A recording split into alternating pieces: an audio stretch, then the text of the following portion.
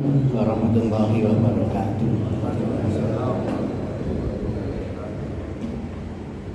Innal hamdalillah nahmaduhu wa nasta'inuhu wa nastaghfiruh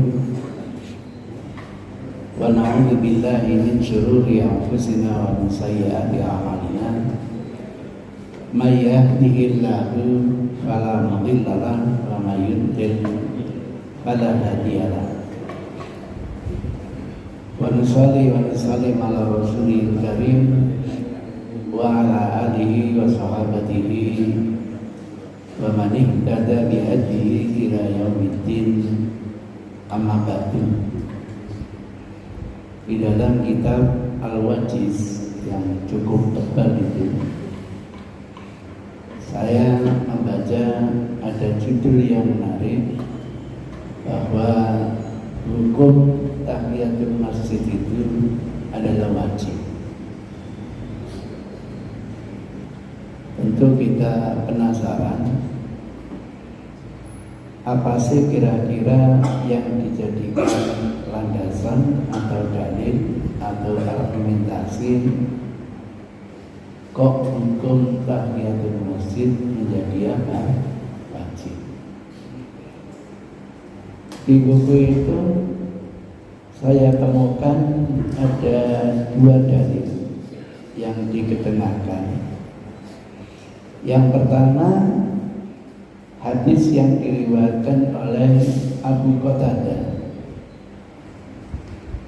An Abi Qatadah bin Rib'i Al-Ansari, dari golongan Ansar, qala, berkata, qala Nabiyyu, bersabda Rasulullah sallallahu alaihi wasallam, idza dakhala, apabila masuk, ahadukum, seorang di antara kalian, al-masjid, masjid apapun. Walaupun ini tentu disampaikan di Masjid Nabawi, tapi berlaku untuk masuk masjid apapun. Fala yajlis, maka janganlah orang ini langsung duduk, hatta, sehingga yusalliya rak'atain, menjalani sholat 2 rakaat. 2 rakaat ini nanti di hadis yang lain dijelaskan oleh Rasul, namanya tahiyatul masjid. Ini baru mantap karena penamaannya langsung dari Rasulullah Sallallahu Alaihi Wasallam. Biasanya penamaan sholat sunnah itu dari hasil ijtihad ulama, tapi untuk tahiyatul masjid nanti ditemukan penamaan itu datang langsung dari Rasulullah Sallallahu Alaihi Wasallam. Ungkapan fala yajlis menunjukkan kata kerja perintah. Jangan kalian duduk sehingga kalian melaksanakan sholat tahiyatul masjid. Menurut kaidah usul fikih, asal perintah itu hukumnya wajib. Itu hadis yang pertama. Takhrijnya di buku itu dijelaskan muttafaqun alaih. Fathul Bari jilid 3 halaman 48 nomor 1163. Kenapa ngambil Fathul Barinya? Kenapa kok nggak langsung Sahih Bukhari? Begitu. Fathul Bari itu kitab syarahnya. Akan lebih afdal ke buku aslinya. Sahih Bukhari nomor urut sekian, Sahih Muslim nomor urut sekian. Karena sekarang buku-buku hadis itu sudah diberi penomoran. Ada Tirmidzi, ada Ibnu Majah, dan ada Nasa'i. Sahih hadisnya. Kemudian hadis yang kedua yang saya baca itu hadis yang diriwayatkan Jabir. An Jabir bin Abdullah radhiyallahu anhu anna rajulan, cerita ada seseorang, blank, kita tidak tahu siapa orang itu namanya. Ja'a yaumul Jum'ah, datang ketika hari Jumat. Wan Nabi sallallahu alaihi wasallam yakhutubu, pada waktu itu Rasulullah sedang khutbah, yakni khutbah Jumat. Faqala, maka Rasulullah sallallahu alaihi wasallam bersabda, as-salaita ya fulan. Karena orang satu ini begitu masuk masjid Rasul khutbah langsung duduk. Dari mana itu tahu? Nah, nanti ada riwayat yang lebih lengkap. Ternyata muncul namanya Sulaik al-Ghatafan. Muncul namanya. Rasul menegur, wahai Sulaik, as-salaita ya fulan, apakah kamu sudah sholat? Tentu yang dimaksud adalah sholat tahiyatul masjid. Qala la, ia menjawab, tidak, saya belum sholat apapun. Qala kum farka, ini kata kerja perintah, bangkit dan laksanakan sholat. Rukuklah itu di sini artinya sholat. Kita diajak berpikir, mendengarkan khutbah Jumat itu kan hukumnya wajib. Ya tidak mungkin lah Rasul itu menyuruh meninggalkan mendengarkan khutbah yang hukumnya wajib menuju perintah sholat yang tidak wajib. Jadi cara istinbatnya itu seperti itu. Oh, mendengarkan khutbah aja hukumnya wajib, disuruh meninggalkan kewajiban ini untuk tentu sesuatu yang bukan wajib, pasti hukumnya juga apa? Wajib. Itu hasil nalarnya seperti itu. Sudah asal perintah hukumnya wajib, kemudian ditambah lagi mendengarkan khutbah yang hukumnya wajib harus ditinggalkan untuk menjalani tentu juga kewajiban. Nah, kemudian hadis yang ketiga ini menolak pendapat yang mengatakan hukumnya sunnah gara-gara ada riwayat dari Tolha. Riwayat dari Tolha. Karena riwayat dari Tolha itu intinya ada seseorang bertanya kepada Rasul, kewajiban sholat sehari semalam itu ada berapa? Rasul menjawab, hanya ada 5. Apa ada kewajiban bagi saya selain yang 5 itu ya Rasul? Rasul menjawab, tidak ada, kecuali kalau kamu mau sholat apa?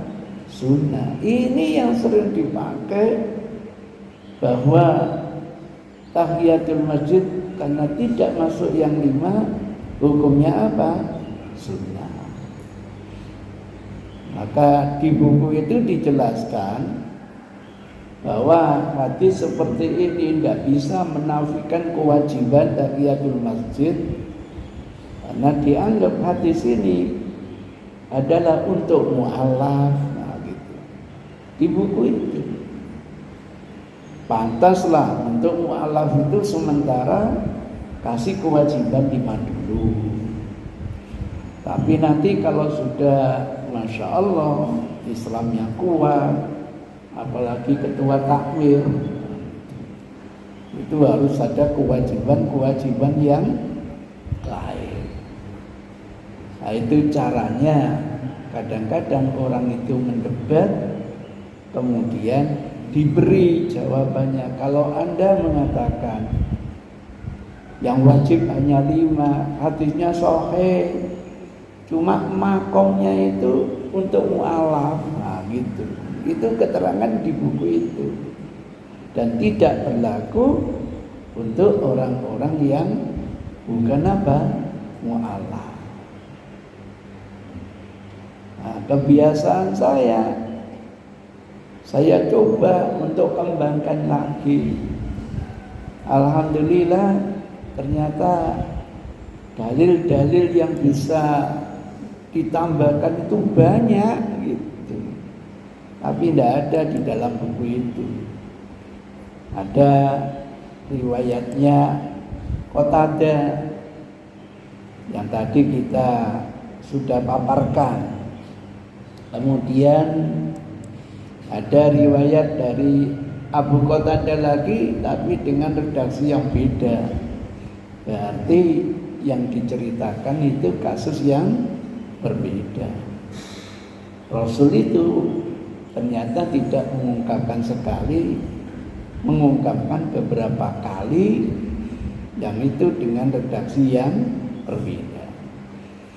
Ini teksnya. An Abi Qatadah radhiyallahu anhu qala Rasulullah sallallahu alaihi wasallam a'tu al-masajid haqqaha. A'tu, berikanlah al-masjid, masjid apapun, haqqaha, hak masjid itu. Apa haknya? Qabla an tajlisu, tentu adalah sholat tahiyatul masjid sebelum Anda duduk. Ini kalau dianalisa lagi, namanya hak, pasti nanti konotasinya hukumnya apa? Wajib. Itu mempertajam analisa. Hadisnya dikeluarkan oleh Ibnu Huzaimah nomor urut 1824, Ibnu Abi Syaibah dalam kitab Musannafnya nomor urut 221,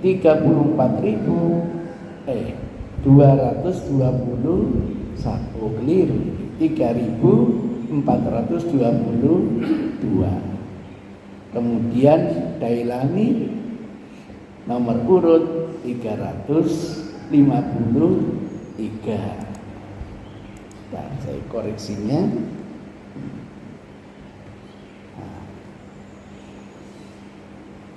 Saya temukan lagi hadis Abu Qatadah dengan kasus yang berbeda. Wa an Abi Qatadah radhiyallahu anhu qala dakhaltu al-masjidah. Ini kasus pribadinya. Aku memasuki masjid. Wa Rasulullah sallallahu alaihi wasallam jalisun baina dhahrain an-nas. Pada waktu itu Rasul sedang duduk di kawasan para sahabatnya. Itu kebiasaan Rasul. Kalau sudah tidak ada aktivitas, gemar sekali i'tikaf di dalam apa? Masjid. Nah, kalau sudah Rasul di masjid, dikerumuni oleh para sahabat. Ya, diskusilah, ya macam-macam. Fajalastu, lalu aku langsung duduk. Kata siapa ini? Abu Qatadah. Faqala Rasulullah sallallahu alaihi wasallam, lalu Rasul menegur, "Ma mana'aka antar ka'arakaataini qabla an tajlisa. Wahai Abu Qatadah, apa yang menghalangi kamu kok tidak sholat 2 rakaat sebelum duduk? Punya alasan enggak? Pertanyaan dari siapa? Rasulullah. Fakultu, lalu aku menjawab, ya Rasulullah, wahai Rasulullah, ro'aituka, aku menyaksikan panjenengan jalisan, sedang duduk, wannasu julus, dan para sahabat juga sedang duduk. Kan perasaannya nggak etis lah. Rasul aja duduk, masa saya tidak duduk? Itu perasaannya siapa itu? Abu Qatadah. Qala, maka Rasul dawuh, fa idza dakhala ahadukum al-masjidah, kalau salah seorang di antara kalian memasuki masjid, fala yajlis, jangan langsung duduk, hatta yarka' rakaataini, sehingga melaksanakan sholat sebanyak 2 rakaat. Alhamdulillah, hadisnya Bukhari, Muslim, muttafaqun alaih. Ini cara saya. Langsung ke Bukhari nomor urut 1114, Muslim nomor urut 714, Tirmidzi nomor urut 316, Nasa'i nomor urut 730, tidak pakai juz sekian, halaman sekian. Ahmad nomor urut 22.654. Dari muttafaqun alaihi aja sudah hadisnya sahih. Bayangkan, kita punya pikiran kayaknya tidak etis kalau teman-teman duduk saya berdiri, kan gitu. Justru Rasulullah mengingatkan, kalau kalian itu masuk masjid jangan duduk sampai dia melaksanakan sholat berapa rakaat? 2 rakaat, yang nanti namanya tahiyatul masjid. Lagi-lagi ada hadis Jabir bin Abdullah yang menjelaskan hadis tadi itu. Datang seseorang tadi, riwayatnya Abu Qatadah. Jabir akhirnya merinci. Wa an Jabir bin Abdullah radhiyallahu anhu maqala jaa Sulaik al-Ghatafan. Nah, ini nama sahabat Sulaik dari suku Ghatafan.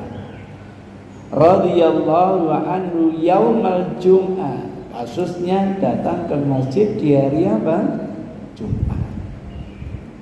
Wa Rasulullah sallallahu alaihi wasallam qa'idun.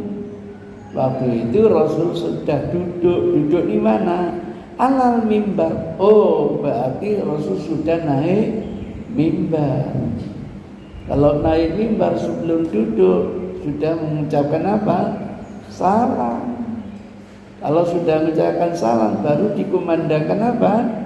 Azan. Fako ada Sulaik. Tiba-tiba Sulaik yang baru datang langsung duduk. Qabla ayyusoliyah, sebelum dia melaksanakan sholat. Sholat apa? Tahiyatul masjid. Faqala lahu Rasulullah, maka Rasul dawuh kepada Sulaik al-Ghatafan ini, asalaita syai'an, kamu tadi sebelum duduk sudah sholat apa belum? Gitu. Qala la, belum ya Rasul, saya belum sholat tahiyatul masjid. Qala kum fasalli rak'ataini, bangkit laksanakan sholat sebanyak berapa? 2 rakaat. Maka ini pelajaran bagi semua. Masuk masjid kok duduk, lupa tahiyatul masjid, segera bangun untuk melaksanakan apa? Tahiyatul masjid. Wa tajawwaz fihima, peringan salatmu dalam 2 rakaat itu, panjang-panjang. Itu pesan Rasulullah. Sengaja saya dalam kurung. Itu nanti kalau kita nggak ngambil dari sekian banyak referensi, sering nggak muncul. Karena kita ambil dari berbagai referensi, ada tambahan redaksi. Menurut kaidah ziyadatu thiqah maqbulah, tambahan informasi dari perawi yang terpercaya, kredibel, itu bisa diterima. Itu enaknya, sehingga redaksi Rasul itu bisa kita terima secara sempurna. Ada lagi tambahan, wala ta'udanna limisli hada, jangan sekali-kali kamu ulangi lagi ya. Jadi kalau mau masjid itu jangan langsung duduk, sholat dulu tahiyatul masjid.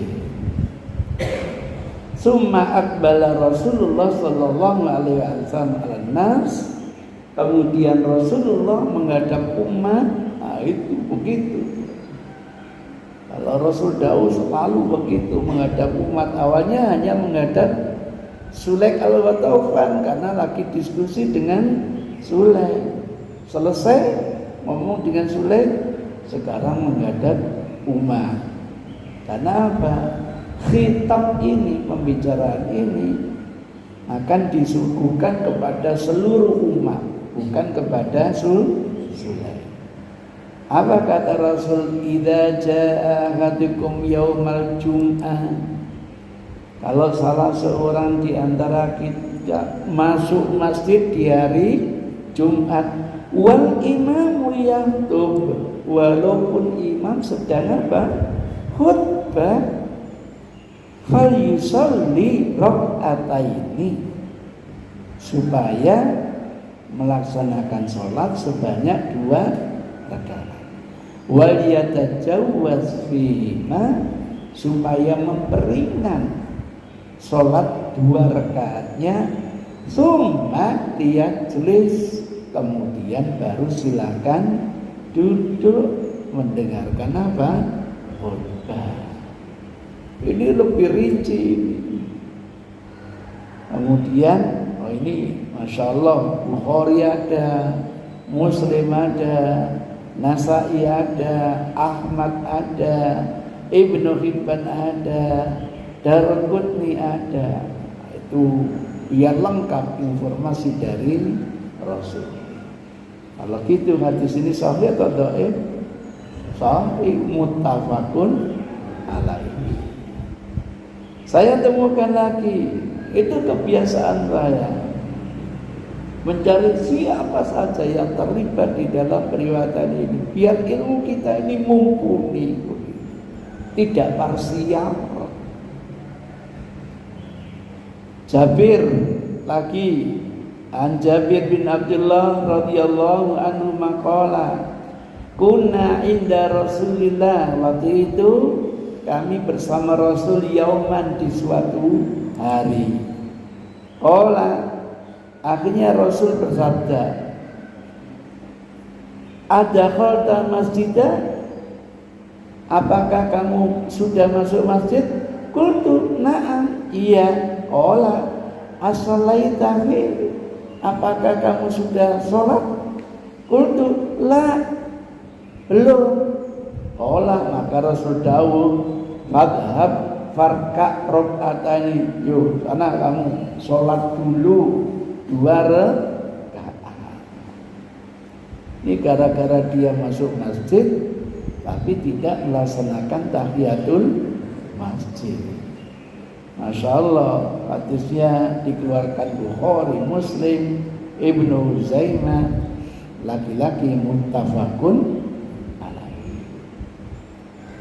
Saya temukan lagi hadis Iyad bin Abdullah. Masya Allah, mohon nanti yang punya hafalan, Ustaz saya pernah baca riwayatnya ini, kita tambah lagi. Ini sebatas kemampuan saya coba. An Iyad bin Abdullah bin Abi Syarh qala dakhala Abu Sa'id Al-Khudri Abu Sa'id Al-Khudri masuk masjid yaumal Jum'ah, di hari Jumat. Wa Marwan, Khalifah Marwan, penguasa dinasti Umayyah, yang sedang khutbah. Faqama yusolli, Abu Sa'id ini akhirnya melaksanakan sholat, padahal Marwan sedang khutbah Jumat. Pada al-haras yujlisuhu, datang yang namanya pasukan khusus presiden ini untuk mendudukkan dia. Khalifah sedang khutbah, dia tidak mendengar, malah sholat. Mungkin tidak etis lah. Fa'abad, tapi Abu Sa'id enggak, untuk membatalkan sholatnya, melanjutkan apa?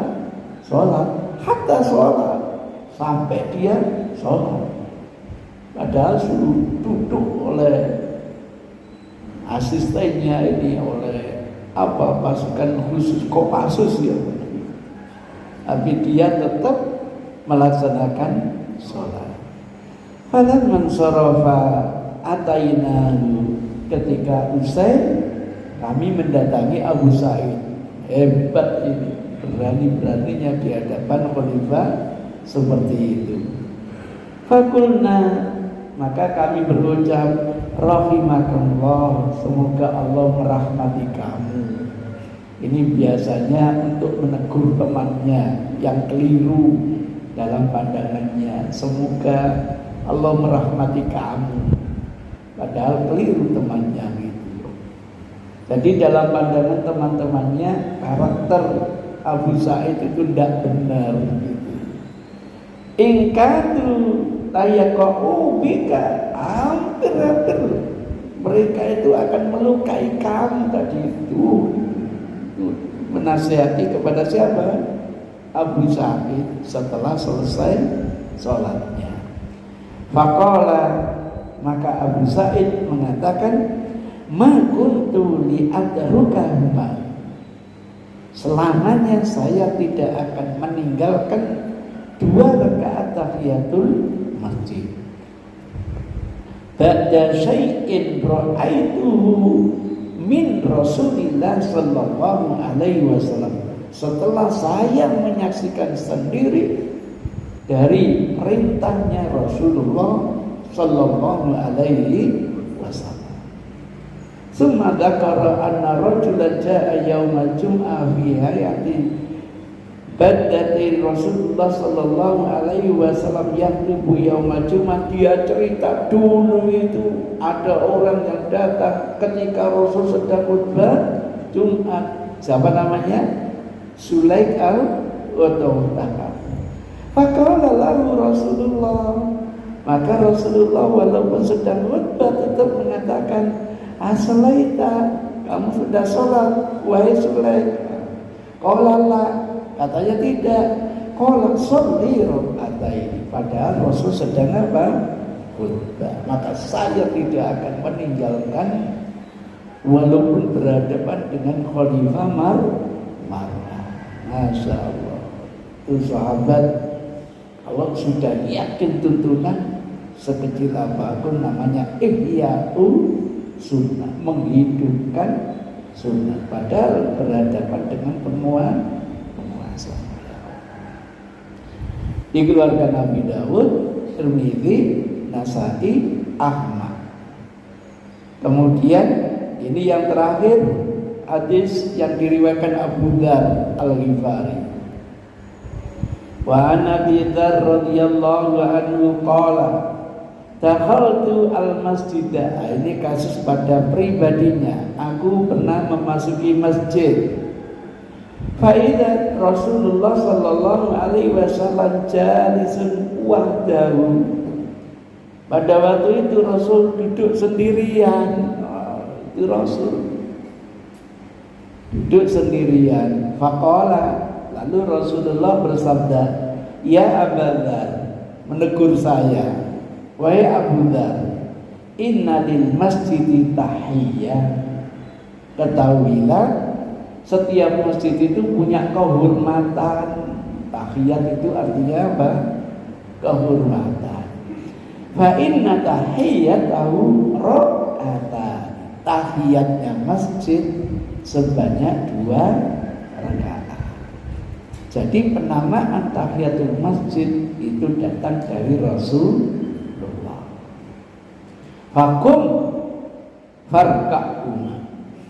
Bangkit, padahal sudah duduk ya Pak ya. Bangkit, silakan sholat 2 rakaat terlebih dahulu. Ini saya tambahkan dari berbagai referensi biar panjenengan itu betul-betul yakin bahwa asal perintah itu hukumnya apa? Wajib. Baru tahu ternyata tahiyatul masjid hukumnya bukan sunnah tetapi apa? Wajib. Maka setelah paparan ini ada yang angkat tangan, silakan. Mau komentar? Tanya? Enggak Ustaz, saya hanya ingin ngomong. Monggo. Kalau hukum tahiyatul masjid wajib Ustaz, saya ini marbot Ustaz. Tiap hari masuk sampai 100 kali Ustaz. Nah 100 kali saya melanggar kewajiban, dosa saya banyak Ustaz. Gak sumbut sama pendapatan saya Ustaz. Maka izinkan mulai detik ini saya keluar sebagai marbot. Gitu kan. Apa dosa ini makan, pendapatannya tidak sopiro. Lebih baik kerja yang lain walaupun dapat sedikit tetapi tidak menanggung apa? Dosa. Kok bisa sampai berkali-kali ya Ustaz? Kalau ada anak beli saya keluar, kalau nggak ada yang beli masuk lagi. Nanti kalau ada yang beli keluar lagi. Jadi keluar masjid itu 1 hari sampai 100 kali.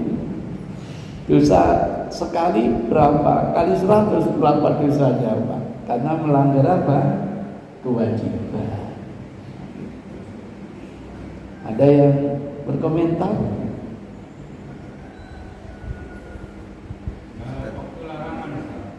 Kalau waktu larangan, ya kita anggap larangan itu hanya untuk salat sunnah saja lah. Yang wajib tidak berlaku. Walaupun waktu larangan tetap apa? Menjalaninya. Kita bawa larangan itu hanya untuk salat apa? Sunnah. Maka saya kalau habis asar orang masuk masjid langsung tahiyatul masjid, saya tidak boleh nyalakan Pak. Saya tanya, loh tadi kok sampai tahiyatul masjid setelah sholat asar? Iya. Loh kan ada waktu larangan. Yang dilarang kan sholat sunnah biasa. Kalau tahiyatul masjid kan hukumnya bukan sunnah tapi wajib. Gitu.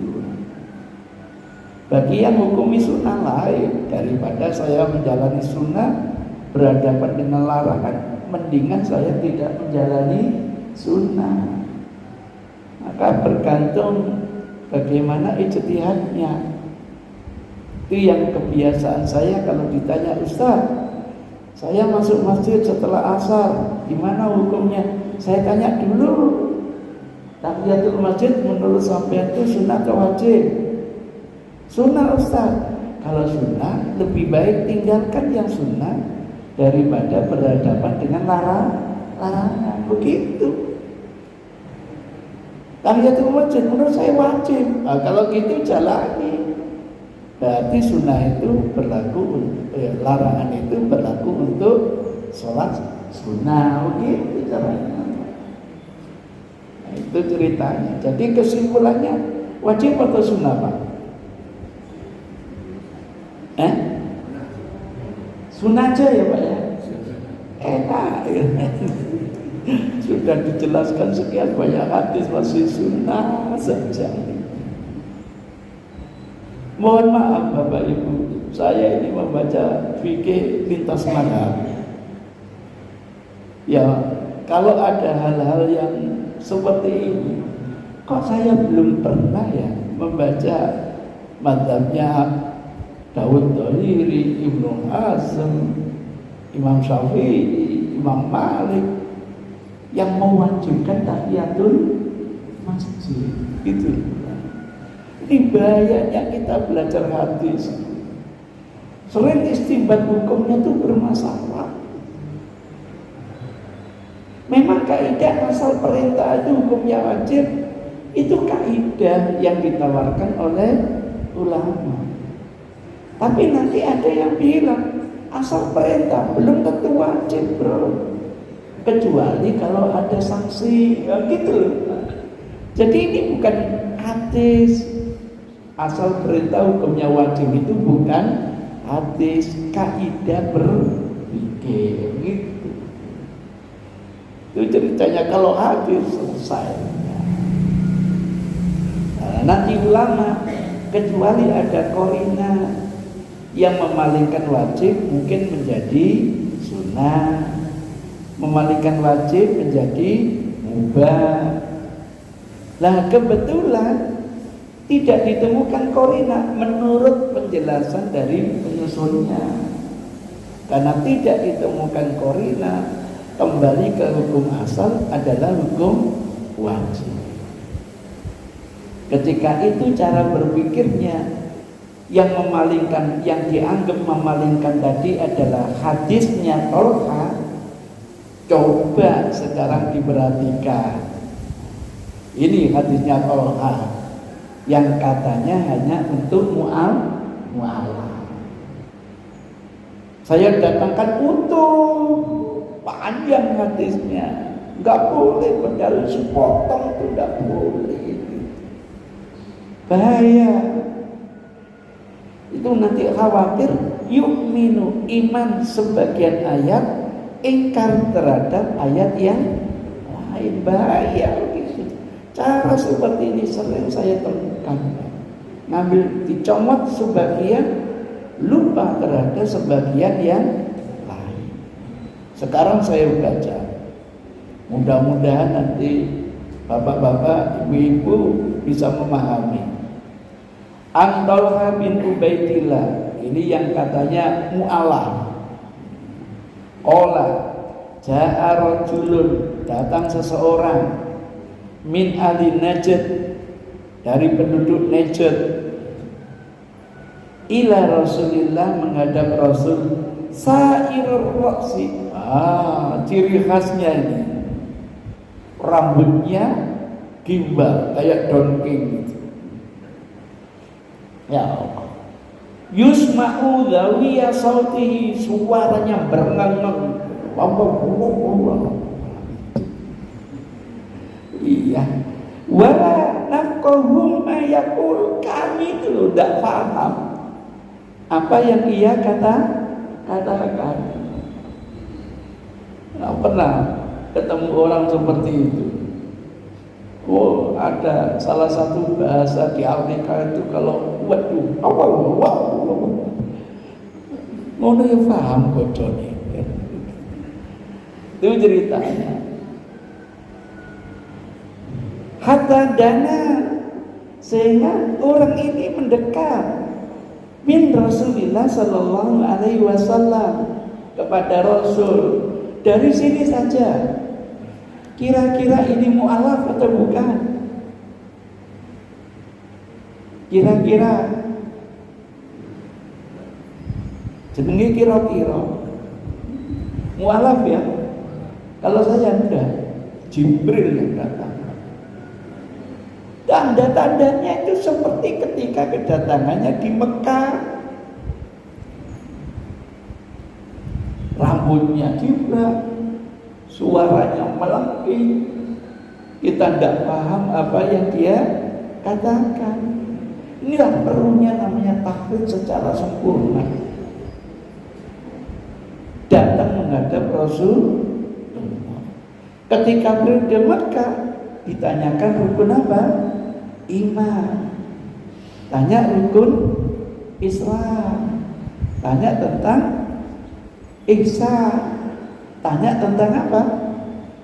Datangnya kiamat. Itu periode Mekah. Nah, ini nanti datang periode Madinah. Kenapa? Perincian dari rukun Islam itu detailnya kayak apa gitu. Jadi ini orang pinter banget. Jangan dianggap mualaf ini. Pertanyaan yang pertama, faidah huwa yas'alu anil Islam. Tanya tentang Islam. Faqala Rasulullah sallallahu alaihi wasallam khamsu shalawatin fil yaumi wal lailah. Islam itu adalah sholat 5 kali sehari semalam. Pertanyaannya, ini untuk orang mu'alaf atau untuk seluruh umat? Seluruh umat. Apalagi pemahaman tekstual, Pak. Pemahaman tekstual itu tidak melihat yang tanya malaikat kek, mu'alaf kek, kiai kek, gus kek. Intinya semalam itu, sehari semalam kewajiban hanya ada 5. Saya heran kenapa kali ini kok menggunakan konteks tua. Katanya memahami hadis harus teks tua. Ini namanya senjata makan tua.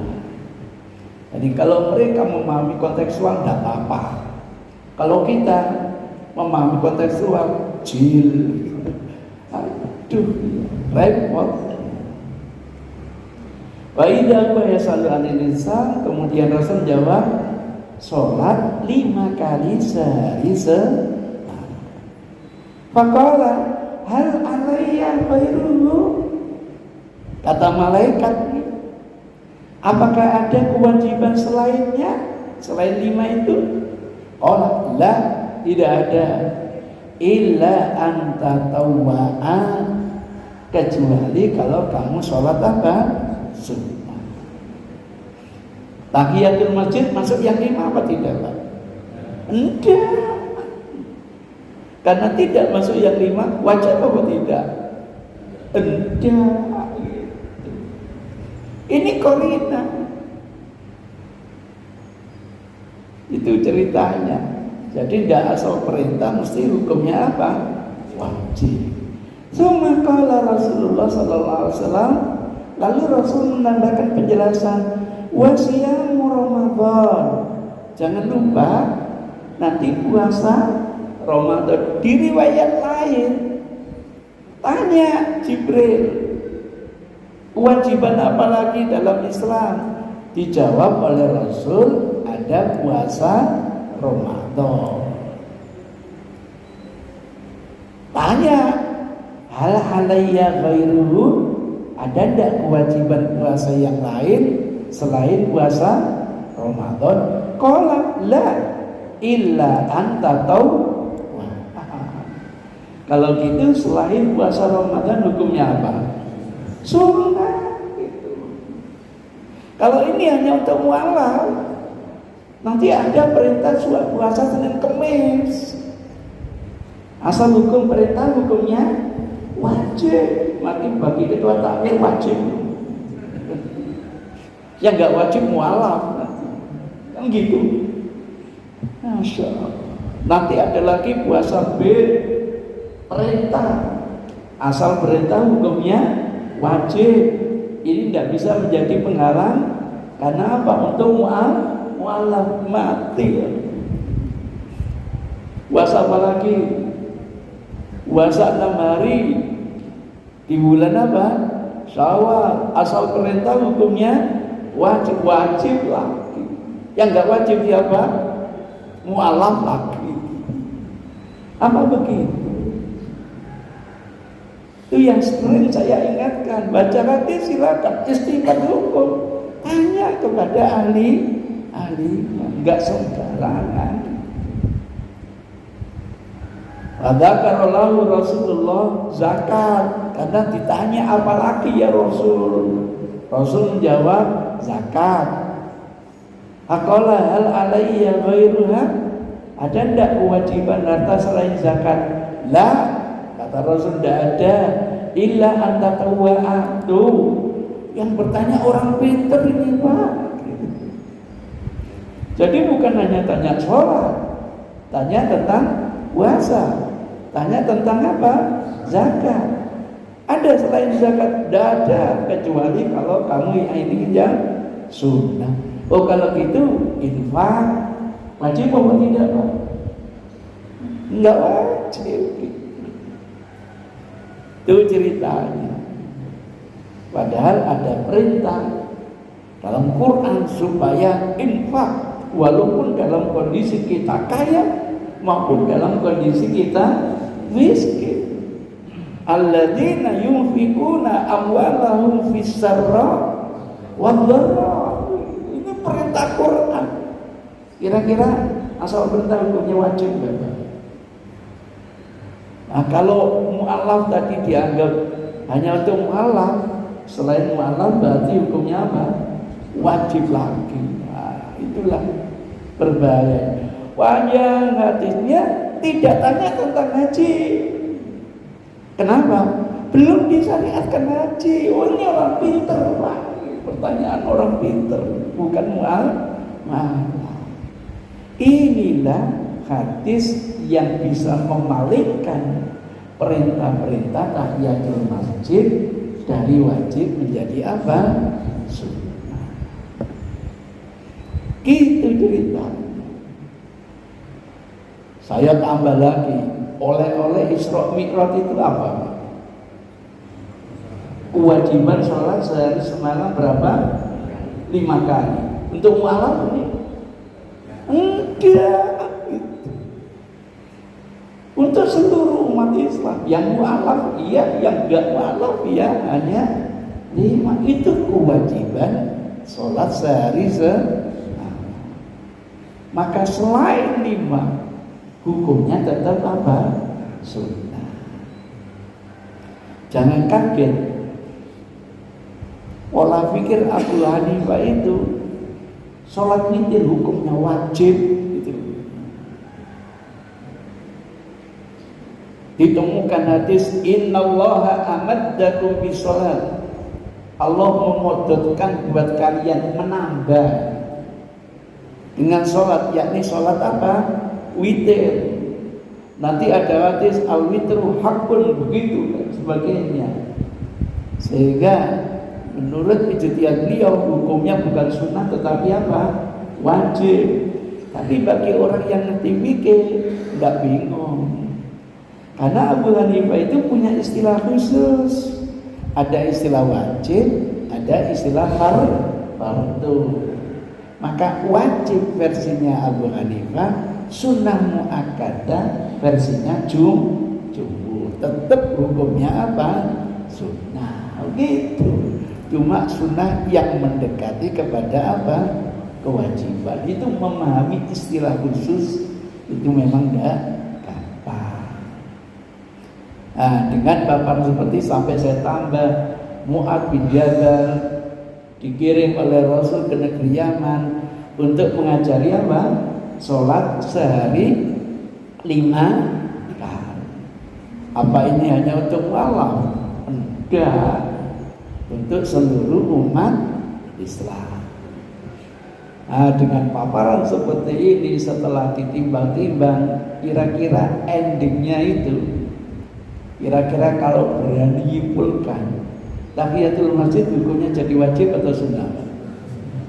Begitu caranya. Harus pandai membanding-bandingkan begitu, biar nanti tidak bingung. Nah kalau sampai hanya ngaji kepada guru sampean sendiri, ya wajib selesai. Tidak membandingkan dengan guru yang lain. Heran, kenapa di doktrin nggak boleh ngaji kepada guru yang lain? Padahal menurut Quran supaya dengar dari sana dan sini. Nasihatnya Ali, perhatikan apa yang dikatakan, jangan memperhatikan siapa yang mengatakan. Dampaknya karena tidak mau mengaji ke tempat yang lain, tidak punya bandingan, seakan-akan yang dibaca itu adalah benar, kemudian nyalakan orang lain. Na'udzubillahi min dzalik. Benar kata Allah. Jangan-jangan orang yang kita olok-olok justru lebih baik daripada yang mengolok. Maka bijak, ayo dengan sana, ayo dengan sini. Mudah-mudahan kalau tidak ada penyakit fanatik kepada golongannya, fanatik kepada gurunya, a priori kepada golongan lain, gampang kok Allah memberikan ilham yang terbaik. Kertek kok ini ya yang lebih mantap, bismillah. Bahagia kita yang punya karakteristik seperti itu, siap menerima segala informasi. Mungkin ada komentar, ada pertanyaan, silakan.